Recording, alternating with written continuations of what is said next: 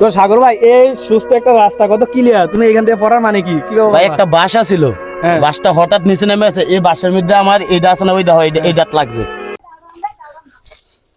চিন্তা করছেন বাস ওইরো আর গাড়ি পড়ছে কেন? তুমি এইবেন তাই চলেছিল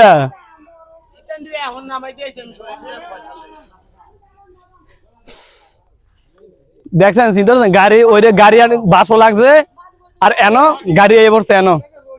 দুর্ঘটনা কোন সময় বলা যায় না। বান্ধব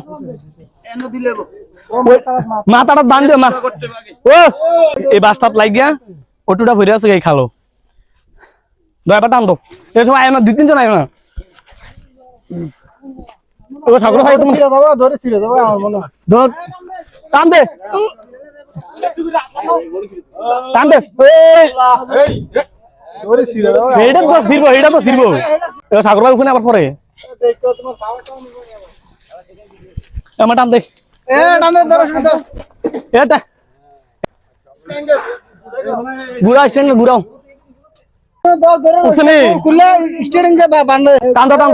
ওই মারো টান হেইলো আরো জোরে হেইলো সাগর ভাইয়ে হেইলো দিছে হেই এ কলাসটা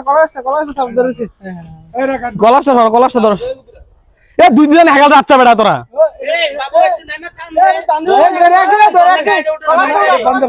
সবাই দাঁড়াই এটা ধর বাবু নাম হচ্ছে একটু হেগাল দাদা বাবু সাগরের মধ্যে যা এদিকে এদিকে তুই বুঝি না রে হেইলো আরে টান মারো ঠেলা হেইলো উঠতে কইছে হেইলো হেইলো হেইলো হেইলো উঠা গেছে। আসসালামু আলাইকুম, সবাই কেমন আছেন? এই মুহূর্তে দেখতে পাচ্ছেন একটি অটো, আমাদের সাগরের অটোটা হঠাৎ করে এই খালের মধ্যে পড়ে গিয়েছে। তো এখান থেকে অনেক কষ্টে আমরা অনেক মানুষ এসে এখান থেকে তুলছি। তো এখন যে সাগর ভাই ব্যাটারি বোটারি ঠিক আছে কিনা এগুলো একটু আমরা দেখবো।